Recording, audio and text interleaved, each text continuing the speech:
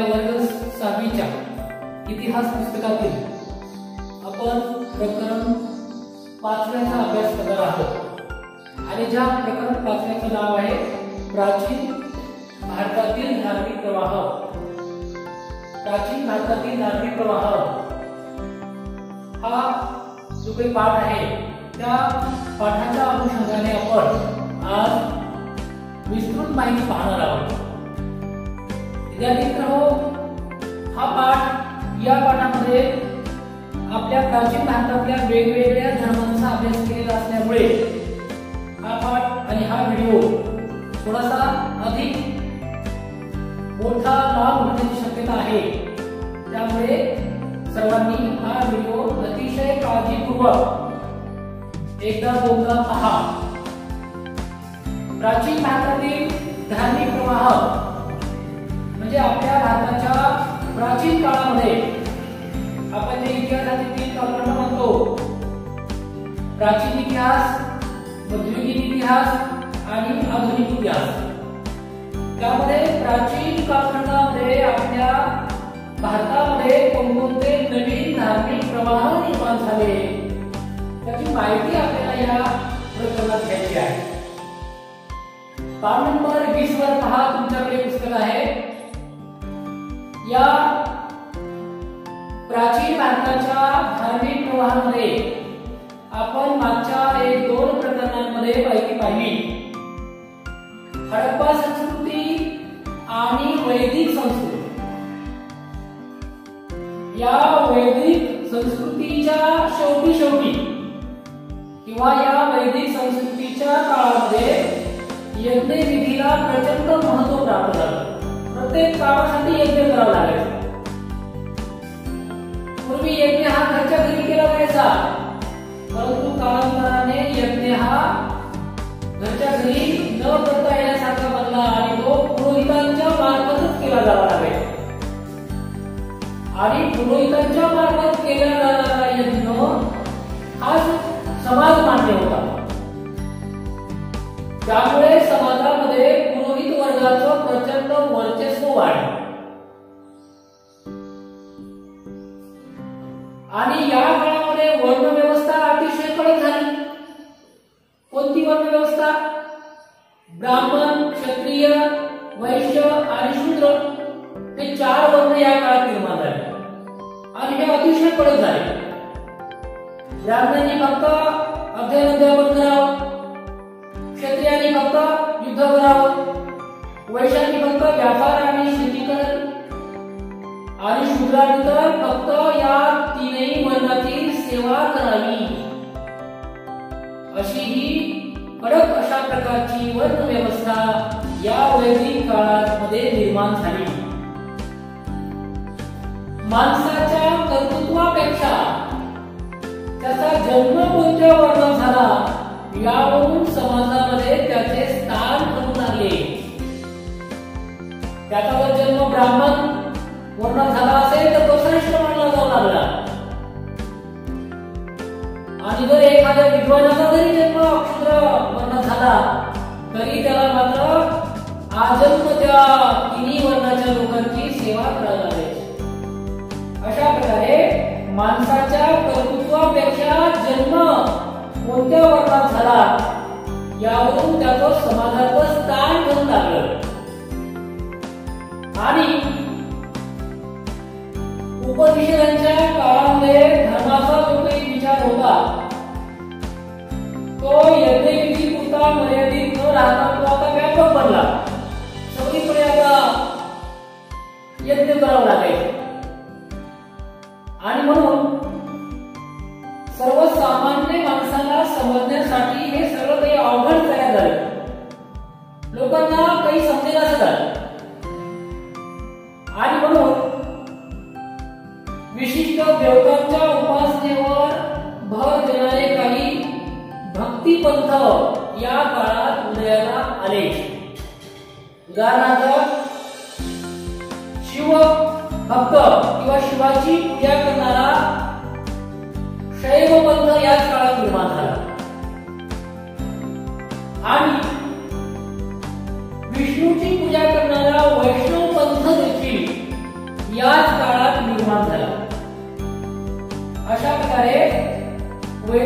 काळाच्या शेवटी जे काही कर्मकांडाला अतिशय महत्व आलं आणि त्यामुळे सर्वसामान्य माणूस खचून गेला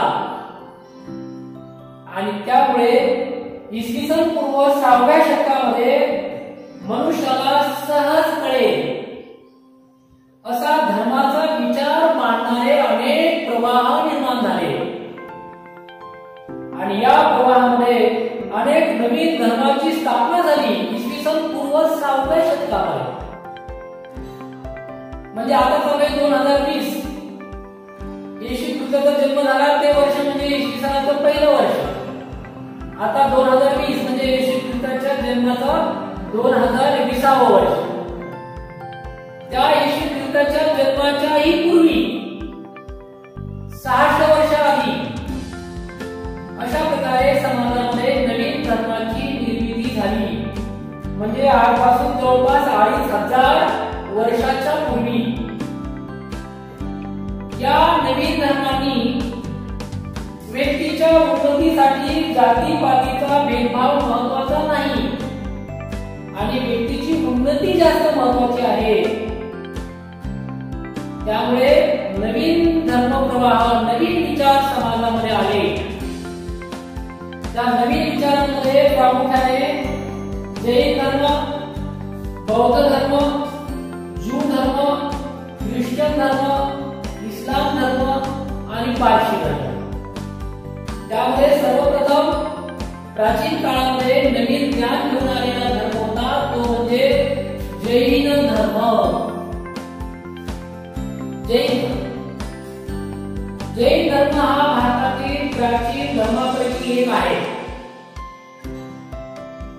जैन धर्मामध्ये अहिंसा या तत्वाला अतिशय महत्त्व दिलेलं आहे. अहिंसा म्हणजे कोणत्याही जीवाची हिंसा न करणे. अहिंसा म्हणजे कोणत्याही जीवाला दुखापत होईल किंवा त्याची हिंसा होईल असं न वागणे. म्हणजे यज्ञविधीमध्ये जे काही अनेक प्राण्यांचे बळी दिले जायचे हे अनेक प्राण्यांचे दिले जाण्याची बळीची जी प्रथा होती हे पाहून लोक हिंसेच्या मार्गाने येऊ लागले. म्हणून जैन धर्माच्या वर्धमान महावीरांनी अहिंसा कोणत्याही जीवाची हिंसा करायची नाही अशा प्रकारचे अहिंसा हे तत्व अतिशय महत्त्वाचे मानले. जैन धर्मामध्ये जे धर्माचं ज्ञान प्रकट करतात किंवा जे धर्माचं ज्ञान सांगतात त्यांना तीर्थंकर असे म्हणतात. तीर्थंकर म्हणजे काय तर तीर्थंकर म्हणजे जैन धर्मामध्ये जे धर्माचं ज्ञान सांगतात त्यांना तीर्थंकर असे म्हणतात. जैन धर्मामध्ये 24 तीर्थंकर मानलेले आहेत. त्या 24 तीर्थंकरापैकी पहिले तीर्थंकर हे ऋषभदेव. पहिले तीर्थंकर हे ऋषभदेव होते आणि 23वे तीर्थंकर हे पार्श्वनाथ होते. म्हणजे ऋषभदेवापासून तर पार्श्वनाथापर्यंत आणि 24वे जे तीर्थंकर आहे ते आहे वर्धमान महावीर. वर्धमान महावीर हे जैन धर्माचे 24वे तीर्थंकर आहे. म्हणजे त्यांच्या पूर्वी 23 होऊन गेले आणि वर्धमान महावीर हे 24वे आहेत. पहिले मी तुम्हाला सांगितलं ऋषभदेव हे पहिले तीर्थंकर आणि 23वे पार्श्वनाथ आणि 24वे वर्धमान महावीर. अशा प्रकारे वर्धमान महावीरांचा जन्म इसवी सन पूर्व म्हणजे येशू ख्रिस्ताच्या जन्माच्या पूर्वी इसवी सन पूर्व 599 मध्ये झाला आणि त्यांचा परिनिर्वाण इसवी सन पूर्व 527 मध्ये झाला. आज आपण ज्या बिहार राज्याचा उल्लेख करतो किंवा ज्या राज्याला आपण बिहार नावाने ओळखतो, नकाशामध्ये पहा, ज्या राज्याला आपण बिहार राज्याच्या नावाने ओळखतो त्या बिहार राज्यामध्ये प्राचीन काळामध्ये एक उज्जी नावाचं महाजन पद होतं. कोणतं नाव होतं त्याचं? उज्जी. या उज्जी नावाच्या महाजन पदाची राजधानी वैशाली होती, वैशाली नगर. आणि या वैशाली नावाच्या नगरीमध्ये एका छोट्याशा गावामध्ये, ज्या गावाचं नाव आहे कुंडग्राम, कुंडग्राम नावाच्या गावामध्ये वर्धमान महावीरांचा जन्म इसवी सन पूर्व 599 ला झाला.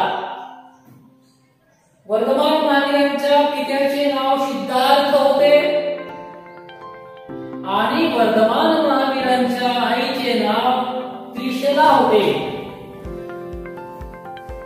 वर्धमान महावीरांनी ज्ञानाची प्राप्ती करण्यासाठी घरादाराचा त्याग केला. ते घरदार सोडून गेले आणि घरदार सोडून त्यांनी जंगलामध्ये एखाद्या गुरुच्या आश्रमामध्ये 12.5 वर्ष तपश्चर्या केली. आणि 12.5 वर्ष तपश्चर्या केल्यानंतर त्यांना ज्ञानाची प्राप्ती झाली. आणि त्यांना जी ज्ञानाची प्राप्ती झाली त्या ज्ञानाला केवळ ज्ञान असं म्हणतात. म्हणून वर्धमान महावीरांना केवली असे सुद्धा म्हटलं जाते. म्हणजे वर्धमान महावीरांनी आपल्याला ज्ञान प्राप्ती झाल्यानंतर त्यांनी सर्व विकारांवर विजय मिळवला. म्हणजे आपल्याला जे विकार असतात, आपले जे पंच ज्ञानेंद्रिय आहे, पंच म्हणजे 5, या पंच ज्ञानेंद्रियाला जे विकार होता या सर्व विकारांवर, सर्व भाव भावनांवर, दुःखांवर, पीडावर, आनंदावर, सुखावर, सगळ्यावर त्यांनी विजय मिळवला. शरीराला सुखकारक वाटणाऱ्या गोष्टींनी होणारा आनंद आणि त्रासदायक गोष्टींनी होणारी पीडा याचा स्वतःवर काहीही परिणाम होऊ न देणे. म्हणजे इंद्रियावर विजय मिळवला. म्हणून त्यांना जिन असे म्हणतात. जिन म्हणजे जिंकणारा. वर्धमान महावीरांनी त्यांच्या इंद्रियाला जिंकले. सर्व क्रोध असेल, मत्सर असेल, राग असेल, द्वेष असेल, लोभ असेल, स्वार्थ असेल, सगळ्यांवर त्यांनी विजय मिळवल्यामुळे त्यांना जिंकणारा जिन असे म्हणतात.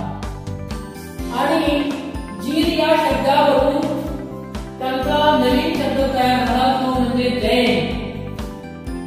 जैन धर्म हा जिन म्हणजे जिंकणारा, आणि त्यावरूनच नवीन शब्द तयार झाला, तो म्हणजे जैन हा शब्द. विकारांवर विजय मिळवल्यामुळे वर्धमान महावीरांना महान वीर, महान म्हणजे मोठा वीर, महान वीर असं म्हटलं जाते. म्हणून त्यांना महावीर असं म्हणतात. आपला धर्म किंवा आपलं जे ज्ञान त्यांना प्राप्त झालंय हे समजून सांगण्यासाठी वर्धमान महावीरांनी सुमारे 30 वर्ष लोकांना ज्ञान सांगत फिरले. गावोगावी, घरोघरी लोकांशी संवाद साधला, लोकांच्या भाषेमध्ये, अर्धकागदी भाषेमध्ये. कारण वर्धमान महावीरांच्या काळामध्ये लोकांची जी भाषा होती ती अर्धकागदी होती. आणि या अर्धकागदी भाषेमध्ये, लोकांच्याच भाषेमध्ये जाऊन लोकांना आपल्या धर्माचं ज्ञान त्यांनी वाटप केलं, ज्ञान त्यांना दिलं. आणि म्हणून त्यांनी लोकांशी जो काही संवाद साधला, त्यांनी लोकांना सांगितलं तुमचं आचरण शुद्ध ठेवा, कर्मकांड घ्या सोडून, यज्ञ नाही केलं तरी चालेल, यज्ञामध्ये कोणत्याही प्राण्याची बळी नाही दिली तरी चालेल, कोणत्याही प्राण्याला नाही मारलं तरी चालेल, पण तुमचं आचरण आचरण म्हणजे तुमची वागणूक शुद्ध ठेवा. अशा प्रकारे त्यांनी लोकांना पंचमहाव्रत, पंच म्हणजे 5, महा म्हणजे मोठे व्रत, आचरणाचे नियम. वर्धमान महावीरांनी पंचमहाव्रत आणि त्रिरत्न लोकांना उपदेश केला. अशा प्रकारे तीर्थंकराच्या काही सभा होत, त्या सभांना समवसरण असे म्हणतात. आणि या समवसरण मध्ये अनेक जाती धर्माचे, पंथाचे, वंशाचे, वर्णाचे लोक यायचे. स्त्रिया सुद्धा त्याच्यामध्ये यायच्या. अशा प्रकारे वर्धमान महावीरांनी अनेक वर्णातील लोकांना प्रवेश दिला. वर्धमान महावीरांनी पंचमहाव्रत सांगितली. पंच म्हणजे 5, 5 महाव्रत, 5 महाव्रतांचं पालन करा. अहिंसा, सत्य, अस्तेय, अपरिग्रह, ब्रह्मचर्य, किती पंचमहाव्रत आहेत. पाठ नंबर 31 वर पहा. पंचमहाव्रते अत्यंत काटेकोरपणे पाळावयाचे नियम. पंचमहाव्रतांमधलं पहिलं व्रत म्हणजे अहिंसा. कोणत्याही जीवाला दुखापत होईल, त्याची हिंसा होईल, कोणताही जीव आपल्याकडून मारला जाणार नाही, म्हणजे अहिंसा. हे तत्व अतिशय महत्त्वाचं वर्धमान महावीरांनी मांडलं. पंचमहाव्रतांमधलं पहिलं व्रत. दुसरं व्रत त्यांनी मांडलं सत्य. बोलताना, वागताना प्रत्येकाने नेहमी सत्यच बोललं पाहिजे आणि खरेपणानेच वागलं पाहिजे, म्हणजे सत्य. बोलताना सत्य बोलायचं आणि वागताना सत्य वागायचं किंवा खऱ्याने वागायचं, म्हणजे सत्य. म्हणून वर्धमान महावीरांनी दुसरं पंचमहाव्रताचं व्रत सांगितलं सत्य, नेहमी खरे बोलावे. पंचमहाव्रताचं तिसरं व्रत आहे अस्तेय. अस्तेय म्हणजे दुसऱ्याच्या मालकीची वस्तू त्याला विचारल्याशिवाय घ्यायची नाही, म्हणजे चोरी करायची नाही, दुसऱ्याच्या मालकीची वस्तू घ्यायची नाही, चोरी करायची नाही. अशा प्रकारचं तिसरं महाव्रत वर्धमान महावीरांनी सांगितलं अस्तेय. चौथं महाव्रत वर्धमान महावीरांनी सांगितलं अपरिग्रह. आपल्याला खूप हाव असते, याचा साठा करतो, त्याचा साठा करतो. काही लोकांच्या घरामध्ये किलो 2, 4, 5, 10 किलो सोन्याचा साठा आहे. काही लोकांच्या घरामध्ये हे कपड्याचा ढीग आहे. काही लोकांच्या घरामध्ये हे पैशाचा ढीग आहे. काही लोकांच्या गोदामामध्ये हे धान्याचा ढीग आहे. हाव, ही हाव करू नका वर्धमान महावीरांनी. म्हणून असा साठा करू नका. तुम्हाला जेवढं लागेल तेवढंच ठेवा, बाकीच्या लोकांना वाटून टाका. म्हणून अपरिग्रह हे वर्धमान महावीरांनी सांगितलं चौथं महाव्रत. पाचवं महाव्रत वर्धमान महावीरांनी सांगितलं ब्रह्मचर्य. आपल्या शरीराला ज्या गोष्टी सुखदायक वाटतात त्याचा त्याग करायचा, म्हणजे ब्रह्मचर्याचं पालन. अशा प्रकारे वर्धमान महावीरांनी पंचमहाव्रत सांगितली. अहिंसा, सत्य, अस्तेय, अपरिग्रह आणि ब्रह्मचर्य. वर्धमान महावीरांनी त्रिरत्ने सांगितली. 3 रत्न. त्रि म्हणजे 3 रत्न फार मौल्यवान असतात. मूल्यवान रत्न, त्रिरत्न. सम्यक दर्शन, सम्यक ज्ञान, सम्यक चारित्र, हे आहेत त्रिरत्ने. वर्धमान महावीरांनी त्रिरत्ने सांगितली. सम्यक दर्शन, सम्यक ज्ञान, सम्यक चारित्र. सम्यक दर्शन म्हणजे तीर्थंकराच्या उपदेशातलं सत्य जाणून घे. जे 24 तीर्थंकर होऊन गेले, सगळ्यांच्या उपदेशामध्ये सत्य जाणून घ्यायचं, म्हणजे ज्ञान मिळवायचं, सत्याचं ज्ञान मिळवणे म्हणजे सम्यक दर्शन.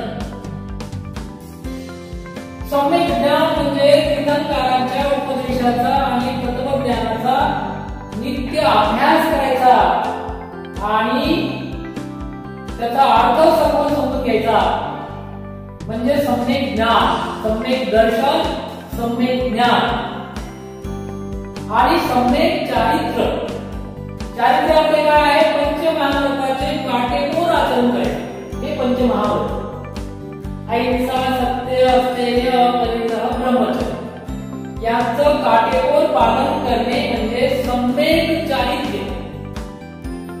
अशा प्रकारे वर्तमान महावीरांनी त्रिरत्ने सांगितली: सम्यक दर्शन, सम्यक ज्ञान, सम्यक चारित्र्य. आता वर्तमान महावीरांच्या संपूर्ण उपदेशाचं सार काय होतं? पान नंबर 21 वर पहा, उपदेशाचे सार.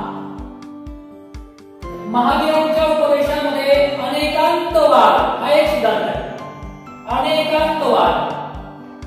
अनेकांतवादामध्ये त्यांनी सांगितले की जर तुम्हाला सत्याचा शोध घ्यायचा असेल तर केवळ एका दुसऱ्या पैलूवर लक्ष देऊन चालत नाही, तर सत्याचा शोध घेत असताना आपल्याला अनेक पैलूंचा विचार करावा लागतो आणि म्हणून अनेक पैलूंचा विचार करणे म्हणजे अनेकांतवाद. या अनेकांतवाद सिद्धांतामुळे दुराग्रही वृत्ती जी आहे माणसाची की माझं तेच खरं आहे, मी म्हणतो तेच खरं आहे असं नव्हे, इतर म्हणतात त्यांचंही खरं असू शकते, अनेकांतवाद त्यांनी मांडला. त्यामुळे आपली दुराग्रही वृत्ती सोडून द्या. सत्य अजूनही असू शकतं ज्याच्यापर्यंत तुम्ही पोहोचला नाही, आणि म्हणून इतरांच्या मताविषयी सहिष्णुता निर्माण होते मनामध्ये की अरे हो त्यातही बरोबर असू शकतं, जो काही म्हणतोय ना ते पण सत्य असू शकेल. म्हणजे इतरांच्या मताविषयी मनामध्ये सहिष्णुतेची भावना निर्माण व्हायला मदत झाली.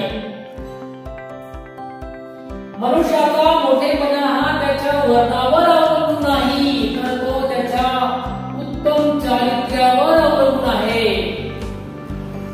म्हणजे वेद काळामध्ये, उपनिषद काळामध्ये वर्णा धर्माला किंवा वर्णाश्रमाला किंवा वर्णाला जे काही महत्व आलं, वर्तमान महावीरांनी ते स्पष्ट नाकारलं. त्यांनी सांगितलं व्यक्तीचा जन्म कोणत्या वर्णात झाला यापेक्षा व्यक्तीचं आचरण कसं आहे, व्यक्तीचं चारित्र्य कसं आहे त्यावर व्यक्तीचा मोठेपणा अवलंबून आहे. केवळ एखाद्या उच्च वर्णात त्याचा जन्म झाला म्हणजे तो उच्च होत नाही.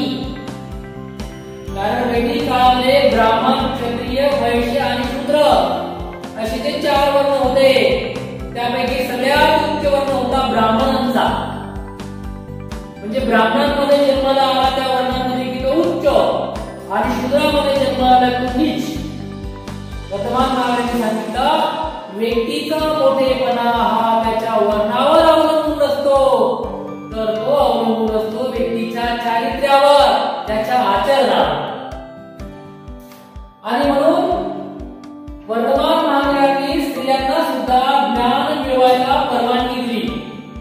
वेद काळामध्ये, उपवेद काळामध्ये, उपनिषदांच्या काळामध्ये, उत्तर वैदिक काळामध्ये स्त्रियांवर अनेक कठोर बंधनं लादण्यात आली.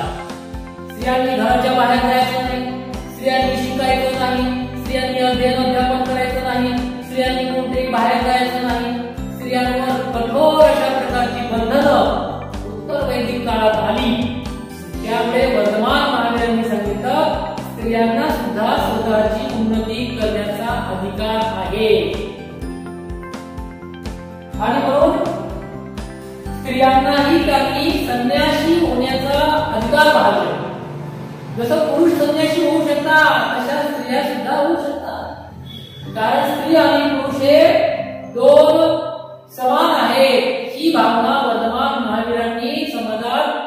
रुजवायला सुरुवात केली. अशा प्रकारे सर्व प्राणी मात्रावर प्रेम करा. प्राणी मात्राला मारू नका. यज्ञविधीमध्ये त्याचा बळी करू नका. प्राणी मात्रावर प्रेम करा. मनामध्ये इतरांविषयी दया असू द्या, करुणा असू द्या. आणि शेवटी सगळ्यात महत्वाचं वर्धमान महाराजांचं जगण्याचं तत्व त्यांनी मांडलंय, जगा आणि जगू द्या. बघा किती सुंदर भावना आहे.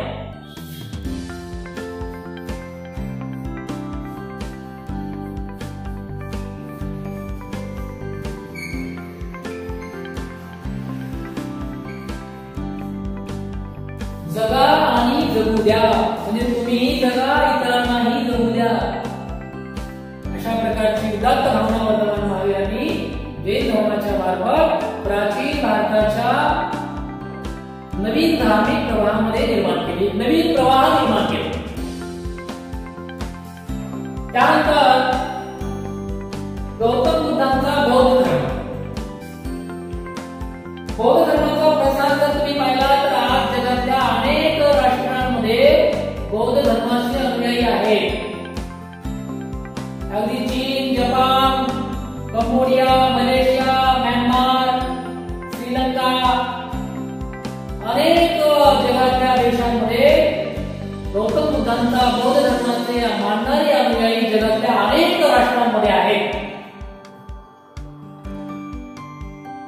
गौतम बुद्ध हे बौद्ध धर्माचे संस्थापक होते. जसं जैन धर्माचे संस्थापक वर्धमान महावीर, तसे बौद्ध धर्माचे संस्थापक हे गौतम बुद्ध होते. गौतम बुद्धांचा जन्म इसवी सन पूर्व 563 मध्ये, म्हणजे 2500 वर्षापूर्वी वर्धमान महावीरांच्या जवळपास काळामध्ये. तर हा नवीन प्रवाह आहे विचारांचा. गौतम बुद्धांचा जन्म इसवी सन पूर्व 563 मध्ये आणि त्यांचं महापरिनिर्वाण इसवी सन पूर्व 483 मध्ये झालं. गौतम बुद्धांचा जन्म हा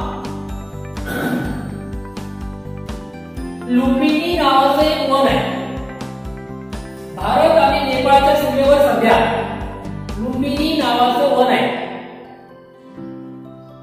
या लुंबिनी मध्ये, वनामध्ये गौतम बुद्धांचा जन्म झाला. गौतम बुद्धांचे वडिलांचे नाव हे शुद्धोधन होते. शुद्धोधन. आईचे नाव माया देवी असे होते. आणि गौतम बुद्धाचे मूळ नाव हे सिद्धार्थ असे होते. गौतम बुद्धांचे मूळ नाव काय होते? सिद्धार्थ. पाठ नंबर 22 वर पहा, गौतम बुद्धांचं चित्र दिलेलं आहे. त्यांना मानवी जीवनाचे संपूर्ण ज्ञान प्राप्त झाले म्हणून त्यांना बुद्ध म्हणतात. बुद्ध म्हणजे ज्ञानी. बुद्ध म्हणजे कोण? ज्ञानी. गौतम बुद्धांना मानवी जीवनाचं संपूर्ण ज्ञान मिळालं म्हणून त्यांना बुद्ध म्हणतात. गौतम बुद्ध त्यांनी ज्ञान मिळवलं. मानवी जीवनाचं संपूर्ण ज्ञान त्यांनी मिळवल्यामुळे त्यांना बुद्ध असे म्हणतात. मानवी जीवनामध्ये दुःख का आहे? हे दुःख मानवाला का होतं? म्हणून गौतम बुद्धांनी दुःखावर विजय मिळवण्यासाठी किंवा दुःख मानवाला का होतं याचा शोध घेण्यासाठी गौतम बुद्धांनी घरादाराचा त्याग केला, गृहत्याग केला. राजपुत्र होते, शुद्धोधन राजा होते आणि गौतम बुद्ध हे किंवा सिद्धार्थ हे राजपुत्र होते. एवढ्या ऐश्वर्याचा त्यांनी त्याग केला मानवी जीवनातील दुःख दूर करण्यासाठी. आणि अनेक गुरूंच्या शोधामध्ये फिरत राहिले. अनेक गुरूकडून त्यांनी ज्ञान मिळवलं. शेवटी वैशाख पौर्णिमेला बिहारचे राज्य लागतं सध्या, त्या बिहार राज्यामध्ये वैशाख पौर्णिमेला गया शहर जे आहे सध्या, बोधगया नावाचे शहर, त्या गया शहराजवळ उरुवेला या ठिकाणी ते एका पिंपळाच्या झाडाखाली ध्यानस्थ बसले. पिंपळाचं बुद्धगयेजवळ त्या गुरुगयेला ते पिंपळाच्या झाडाखाली ध्यानस्थ बसले आणि त्या पिंपळाच्या झाडाखाली गौतम बुद्धांना नवीन ज्ञानाची प्राप्ती झाली. म्हणजे त्यांना सर्वोच्च ज्ञान प्राप्त झालं. त्याला बोधी संबोधी असं म्हणतात. बोधी म्हणजे सर्वोच्च ज्ञान. बोधी म्हणजे काय? सर्वोच्च ज्ञान. आणि ज्या पिंपळाच्या वृक्षाखाली झाडाखाली गौतम बुद्धांना ज्ञानाची प्राप्ती झाली त्या झाडाला बोधी वृक्ष असं म्हणतात. पाठ नंबर 22 वर बघा. बोधी वृक्ष हा बिहार मधला बोधगया मधला दिलेला चित्र आहे. तो बोधी वृक्ष आहे, पिंपळाचा वृक्ष आहे, पिंपळाचं झाड आहे. त्याच पिंपळाच्या झाडाखाली गौतम बुद्धांना 2500 वर्षापूर्वी सर्वोच्च ज्ञानाची प्राप्ती झाली होती. म्हणून ते बोधी वृक्ष पिंपळाच्या वृक्षाला म्हणतात. आणि उरुवेला, या उरुवेला या ठिकाणाला सध्या आपण बोधगया असं म्हणतो. कारण त्या ठिकाणी गौतम बुद्धांना बोध झाला, बोधी प्राप्त झाली, सर्वोच्च ज्ञान प्राप्त झालं. म्हणून त्या स्थानाला आज आपण बोधगया असं म्हणतो. मग त्यांना जे ज्ञान मिळालं, गौतम बुद्धांना जे सर्वोच्च ज्ञानाची प्राप्ती झाली, संबोधी त्यांना मिळाली, बोधी त्यांना मिळाली, त्या ज्ञानाचं त्यांनी इतरांना उपदेश केला. हा उपदेश करण्यासाठी त्यांचे जे पूर्वीचे 5 मित्र होते तपश्चर्या करणारे, त्या 5 मित्रांना सारनाथ, जे सारनाथ आहे सध्या उत्तर प्रदेशामध्ये वाराणसी जवळ जे सारनाथ नावाचं गाव आहे, त्या सारनाथ नावाच्या गावाजवळ त्या 5 मित्रांना त्यांनी सर्वप्रथम आपल्याला मिळालेलं ज्ञान सांगितलं. गौतम बुद्धाला जो काही ज्ञान प्राप्त झालं ते ज्ञान त्यांनी त्या 5 मित्रांना आधी सांगितलं सारनाथ या ठिकाणी. आणि हा जो काही उपदेश केला त्या उपदेशाला धम्म असं म्हणतात. धम्म. आणि हा धम्माचा उपदेश त्यांनी सारनाथ या ठिकाणी केला. म्हणजे धम्माचं चक्र गतिमान केलं. धम्मचक्र. धम्मचक्र आज आपल्या भारताच्या ध्वजावरचे चक्र आहे 24 आऱ्यांचं, ते धम्मचक्र. ते गौतम बुद्धांच्या धम्मचक्र त्यांनी सारनाथ या ठिकाणी त्या धम्मचक्राला गती दिली. म्हणजे धम्म चालवायला सुरुवात केला, धम्म वाढवायला सांगितला, उपदेश केला. म्हणून त्या घटनेला धम्मचक्र प्रवर्तन असं म्हणतात. त्याला पाली भाषेमध्ये धम्मचक्र प्रवर्तन असं म्हणतात आणि संस्कृत भाषेमध्ये त्याला धर्मचक्र प्रवर्तन म्हणतात. म्हणजे गौतम बुद्धांनी नंतरच्या काळामध्ये 45 वर्ष ज्ञान प्राप्त झाल्याच्या नंतर 45 वर्ष गौतम बुद्धांनी लोकांकडे जाऊन ज्ञान वाटप केलं. ज्ञानाचं चारिका केली. चारिका म्हणजे पायी फिरणे. त्या काळात काही वाहतुकीची साधनं नव्हती, तर गौतम बुद्ध हे गावोगावी पायी जायचे आणि पायी फिरून आपल्या धर्माचं उपदेश लोकांना करायचे. आणि तो उपदेश त्यांनी पाली भाषेमध्ये केला. जसं वर्धमान महावीरांनी अर्धवादी भाषेमध्ये, लोकांच्या लोकभाषेमध्ये आपल्या धर्माचा उपदेश केला, आपल्या धर्माचा उपदेश केला, तसं गौतम बुद्धांनी लोकांची भाषा असलेला पाली भाषा त्या काळातल्या लोकांची भाषा होती. गौतम बुद्धांनी पाली भाषेतून त्यांना उपदेश केला. आणि त्यांनी त्रिशरण लोकांना सांगितलं. त्रि म्हणजे 3, शरण म्हणजे 3 गोष्टीला शरण जा. कोणकोणत्या गोष्टी? 3 त्रिशरण. त्रिशरण म्हणजे 3 गोष्टीला शरण जाणे. बुद्धाला शरण जा, धम्माला शरण जा, संघाला शरण जा. बुद्धं शरणं गच्छामि, धम्मं शरणं गच्छामि, संघं शरणं गच्छामि. बुद्ध म्हणजे ज्ञान. बुद्ध म्हणजे गौतम बुद्ध नव्हे. बुद्ध म्हणजे ज्ञान, ज्ञानाला शरण जा, संबोधीला शरण जा. तुम्ही सुद्धा सर्वोच्च ज्ञान मिळवू शकता. जसं गौतम बुद्धांनी सर्वोच्च ज्ञान मिळवलं तसं तुम्ही सुद्धा मिळवू शकता. म्हणून बुद्धं शरणं गच्छामि, बुद्धाला शरण जा, धम्माला शरण जा आणि संघाला शरण जा. अशा प्रकारचं त्रिशरण गौतम बुद्धांनी सांगितलं.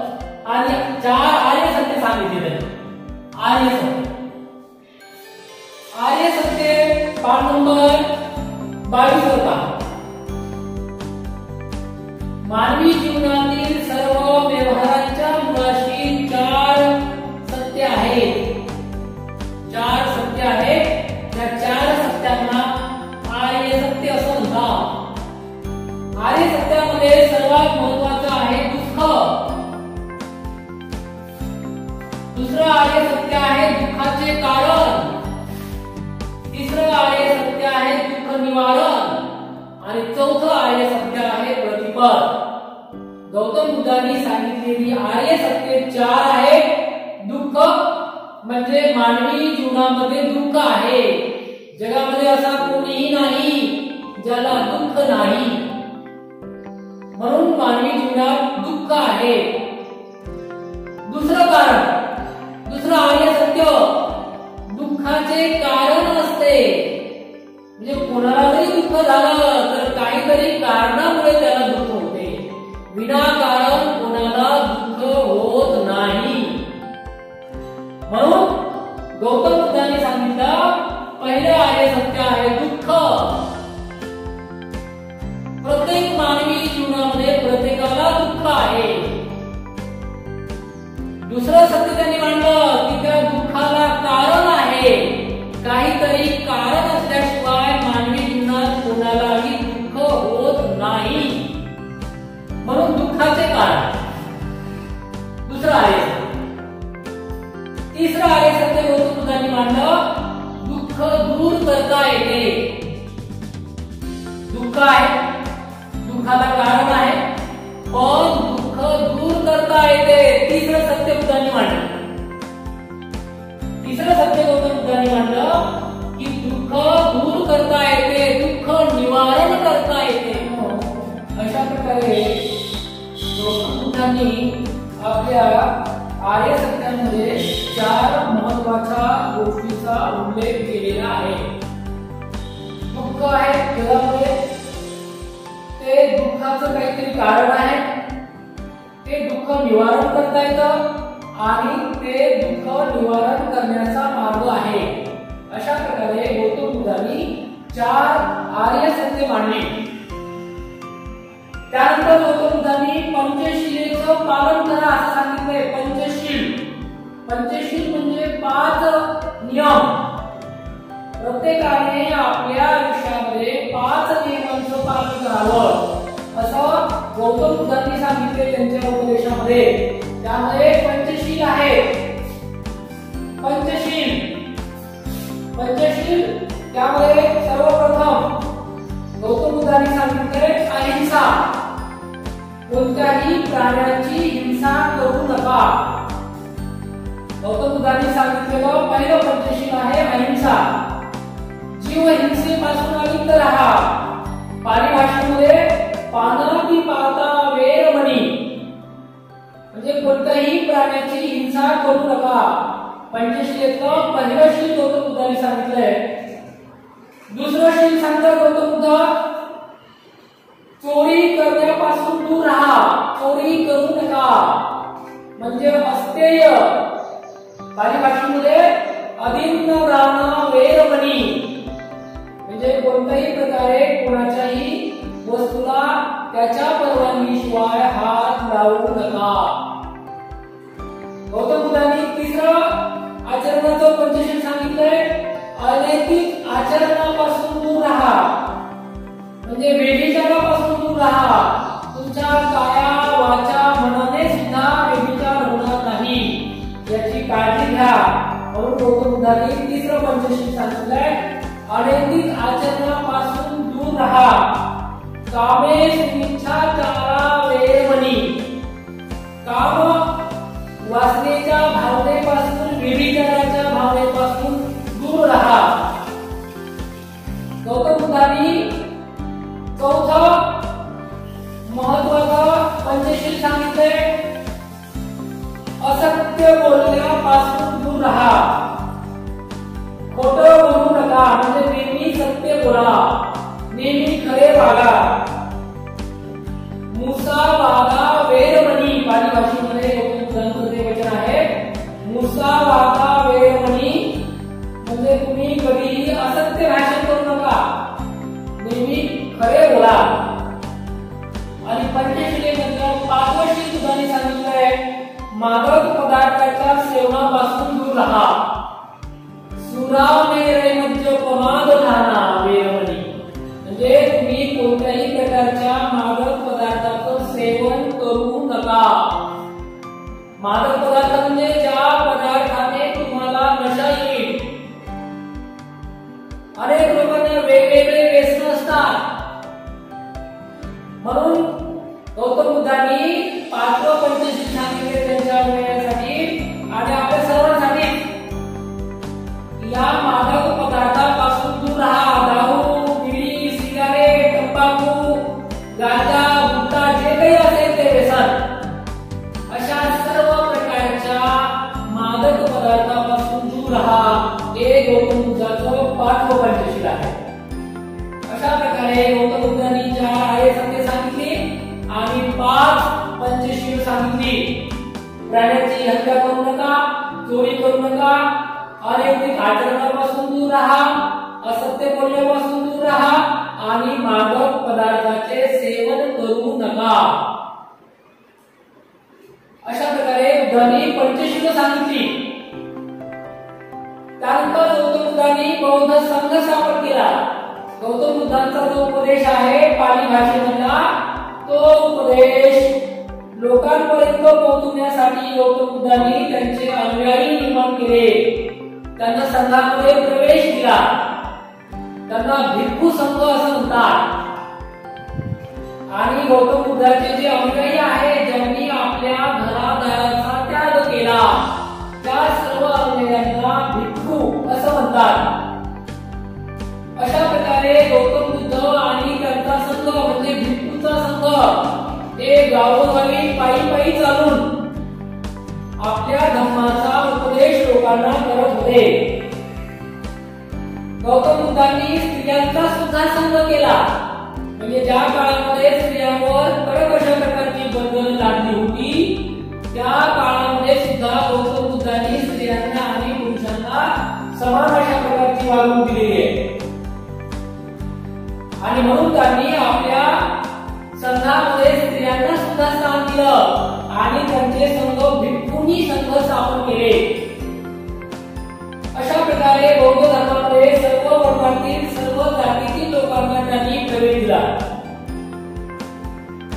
अशा प्रकारचा बौद्ध संघ गौतम बुद्धांनी निर्माण केला. गौतम बुद्धांनी सांगितलेला अष्टांगिक मार्ग, आर्य अष्टांगिक मार्ग, 8 मार्ग बुद्धाने सांगितले.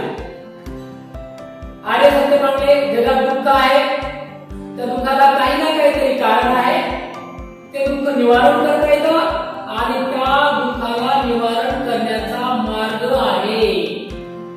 कोणता मार्ग आहे? तो मार्ग आहे अष्टांगिक मार्ग. म्हणजे 8 मार्गाने तुम्हाला तुमच्या आयुष्यातील, जीवनातील दुःखाचं निर्मूलन करता येतं. बुद्धाने सांगितलं अष्टांगिक मार्ग म्हटला पहिला मार्ग सम्यक दृष्टी. सम्यक दृष्टी म्हणजे तुमचे जे काही 4 सत्य आहेत, दुःख, दुःखाचे कारण, दुःखाचे निवारण आणि दुःख निवारण्याचा मार्ग, प्रतिपल, या 4 सत्यांचं ज्ञान म्हणजे सम्यक दृष्टी. तुम्हाला याची जाणीव झाली पाहिजे की जगात दुःख आहे, दुःखाला कारण आहे, ते दुःख निवारण करता येतं आणि ते निवारण करण्याचा मार्ग आहे. अशा प्रकारे गौतम बुद्धांनी पहिला अष्टांगिक मार्ग सांगितला सम्यक दृष्टी. सम्यक म्हणजे योग्य, संतुलित. दुसरा आर्य सत्य अष्टांगिक मार्गामधला दुसरा त्यांनी सांगितलेला मार्ग आहे सम्यक संकल्प. म्हणजे तुम्ही असा संकल्प करा, अजिबात हिंसा करायची नाही, हिंसा वगैरे तत्वांचा त्याग करा, अहिंसेच्या मार्गाने पुढे जा, म्हणजे सम्यक संकल्प करा. अष्टांगिक मार्गामधला दुसरा मार्ग सम्यक संकल्प. गौतम बुद्धांनी अष्टांगिक मार्गामधला तिसरा मार्ग सांगितलाय सम्यक वाचा. सम्यक वाचा म्हणजे काय? असत्य बोलू नका, कोणाची चाहणी करू नका, कोणाची चुगली करू नका, कठोर भाषा वापरू नका आणि निरर्थक बडबड करू नका. म्हणजे सम्यक वाचा म्हणजे तुमचं उच्चारण, तुमची वाचा ही योग्यच असली पाहिजे. निरर्थक बडबड करायची नाही, खोटं बोलायचं नाही, कोणाची चाहणी करायची नाही, चुगली करायची नाही. म्हणजे गौतम बुद्धांनी सांगितले दुःख निवारण्याचा तिसरा मार्ग ते म्हणजे सम्यक वाचा. अष्टांगिक मार्गामधला चौथा मार्ग गौतम बुद्धांनी सांगितला आहे सम्यक कर्मांत. म्हणजे तुम्ही जीवन जगत असताना प्राण्याची हत्या करू नका, चोरी करू नका, स्वैराचार करू नका. अशा प्रकारे तुमचं कर्म, तुमचं काम हे चांगलं असलं पाहिजे आणि अशा प्रकारे स्वैराचारापासून तुम्ही दूर असलं पाहिजे, म्हणजे सम्यक कर्मांत. आणि हे गौतम बुद्धांनी सांगितले चौथा अष्टांगिक मार्ग. दुःख निवारण्याचा पाचवा अष्टांगिक मार्ग गौतम बुद्धांनी सांगितलाय सम्यक आजीव. म्हणजे तुमची उपजीविका गैरमार्गाने करू नका, चांगल्या मार्गानेच तुमची उपजीविका करा. म्हणजे जीवन जगताना चांगला मार्ग निवडा, वाईट मार्गाचा अवलंब करू नका. अशा प्रकारे गौतम बुद्धांनी पाचवं अष्टांगिक मार्ग सांगितलाय सम्यक आजीव म्हणजे उपजीविका चांगल्या मार्गाने करणे. आणि अष्टांगिक मार्गामधला सहावा मार्ग गौतम बुद्धांनी सांगितलाय सम्यक व्यायाम. सम्यक व्यायाम म्हणजे चांगला प्रयत्न करा. तुमच्या मनामध्ये वाईट कर्म उत्पन्न होणार नाही. जर ती वाईट कर्म उत्पन्न झाली तर ती दूर करा, चांगली कर्म उत्पन्न व्हावी म्हणून प्रयत्न करा. अशा स्वरूपाच्या चांगल्या गोष्टीसाठी प्रयत्न करा, म्हणजे सम्यक व्यायाम, सम्यक प्रयत्न. आणि गौतम बुद्धांनी हे सहावं अष्टांगिक मार्गाचं तत्व सांगितले सम्यक व्यायाम. सातवा अष्टांगिक मार्ग गौतम बुद्धांनी सांगितलाय सम्यक स्मृती. आपलं मन एकाग्र करा. आपल्या मनामध्ये जे लोभ आहे, राग आहे, द्वेष आहे, मत्सर आहे, ज्याला विकार जे आहेत आपल्या मनाला झालेले ते विकार दूर करा आणि आपले चित्त निर्मळ करा, शुद्ध करा, म्हणजे सम्यक स्मृती. आणि आठवा अष्टांगिक मार्ग गौतम बुद्धांनी सांगितलंय सम्यक समाधी. सम्यक समाधी म्हणजे तुमचं चित्त एकाग्र करा आणि ध्यानाचा अनुभव घ्या.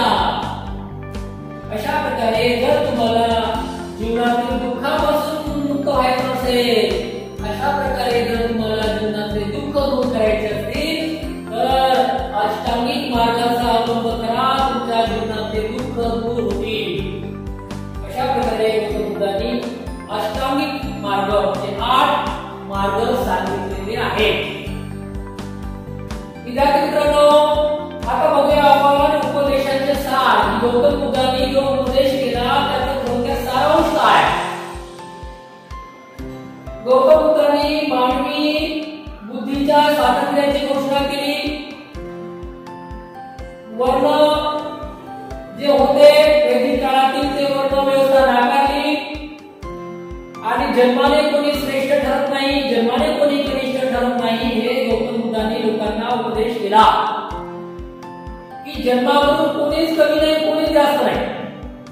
तर श्रेष्ठ कनिष्ठ हे त्याच्या आचरणावरून ठरले पाहिजे.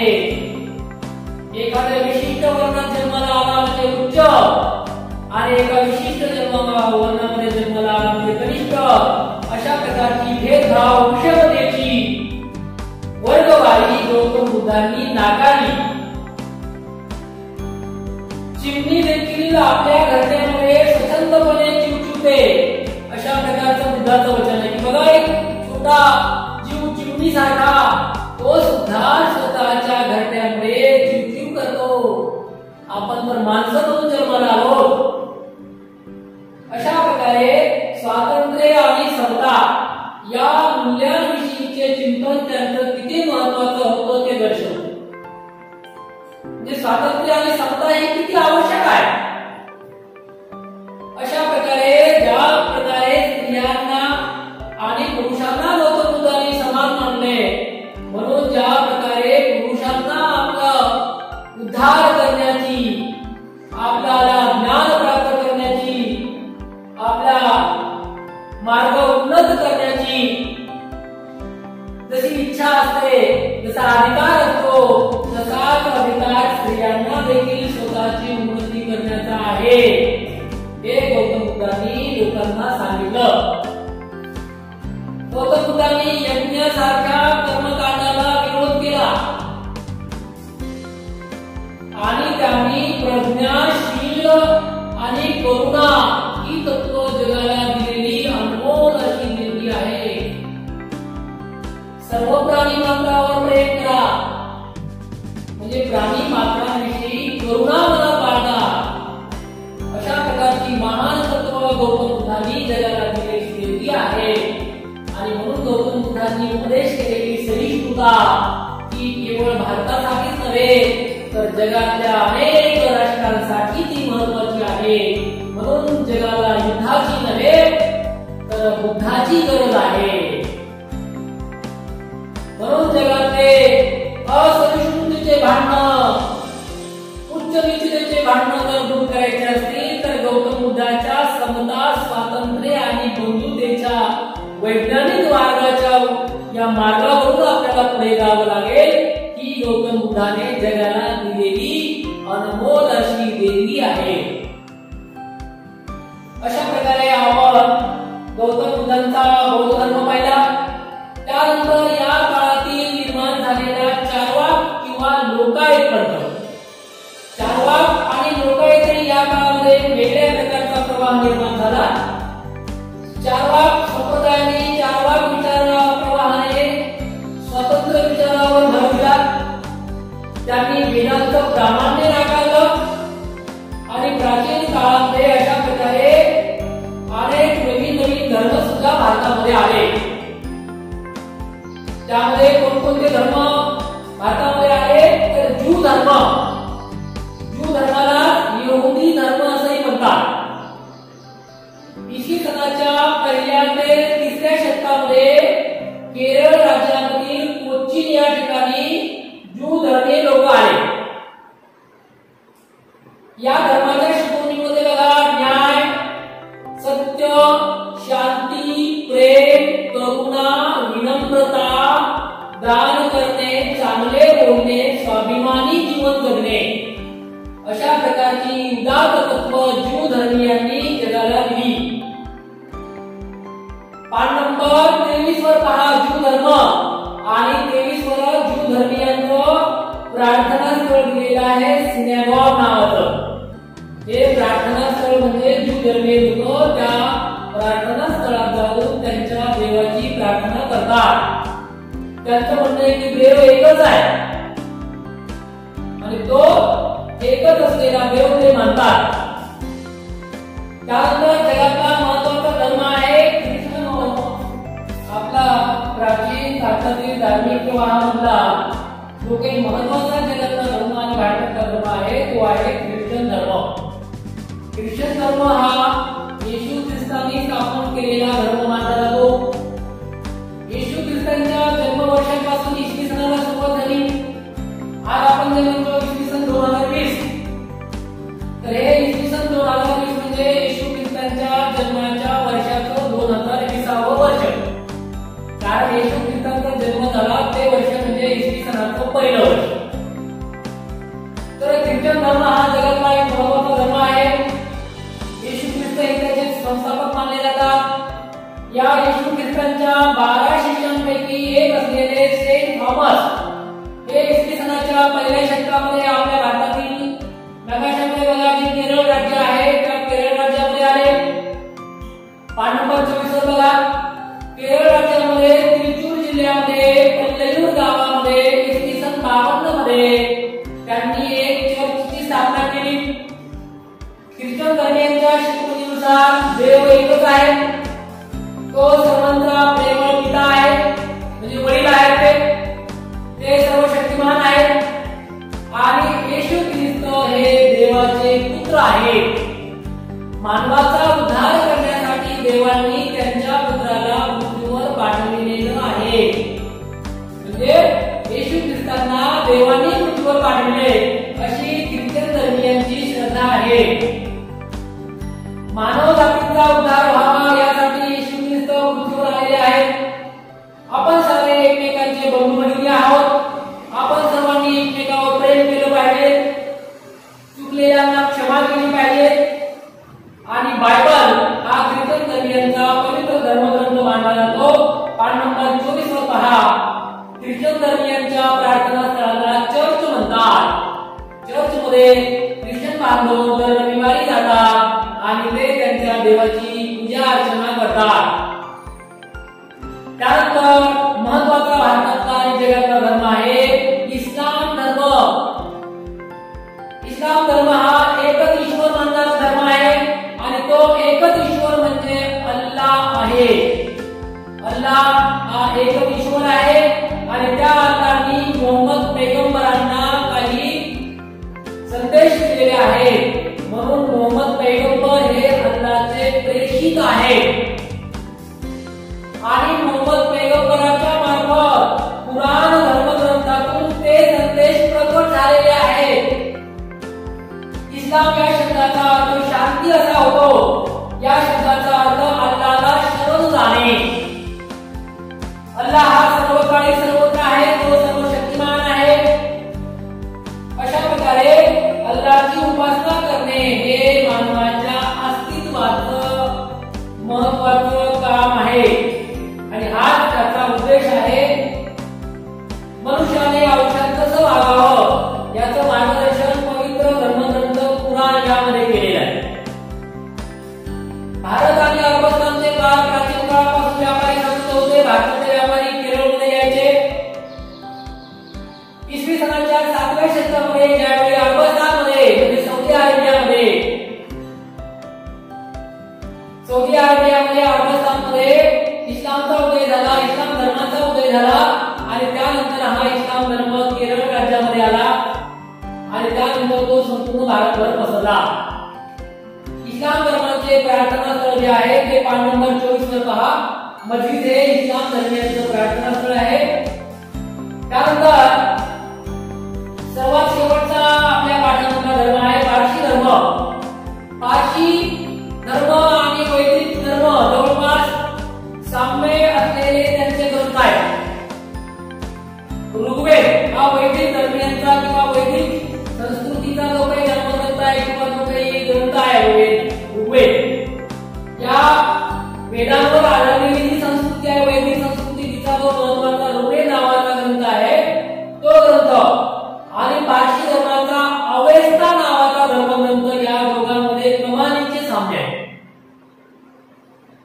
आणि हा पारशी धर्म इराण मधल्या पार्स किंवा फार्स या प्रांतामधून भारतामध्ये आल्यामुळे त्याला पारशी असं नामकरण झालेलं आहे.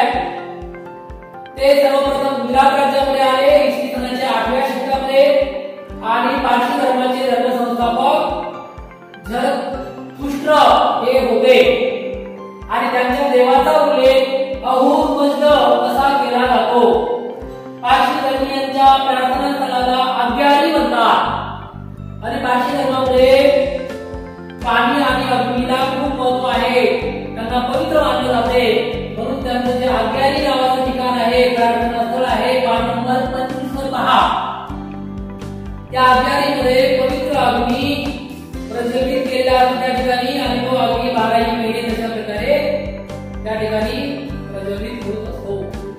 अशा प्रकारे अग्यारी हे पारशी धर्मीयांचं महत्त्वाचं प्रार्थना स्थळ आहे आणि पारशी धर्मीयांचं आचरण तत्व उत्तम विचार, उत्तम वाणी, उत्तम कृती, उत्तम वाणी, उत्तम विचार, उत्तम कृती अशा प्रकारे त्यांच्या आचरणाचा हा गाभा आहे.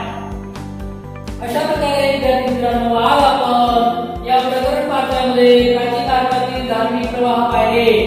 ते धार्मिक प्रवाह अतिशय महत्त्वाचा आहे।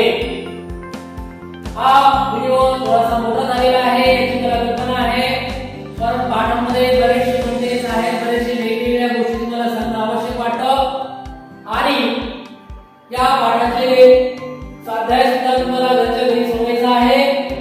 अशा प्रकारे आज आपण या प्राचीन भारतातील धार्मिक प्रवाहामध्ये जैन धर्म, बौद्ध धर्म, ज्यू धर्म, ख्रिश्चन धर्म, इस्लाम धर्म, पारशी धर्म अशा धर्मांचा अभ्यास केलेला आहे।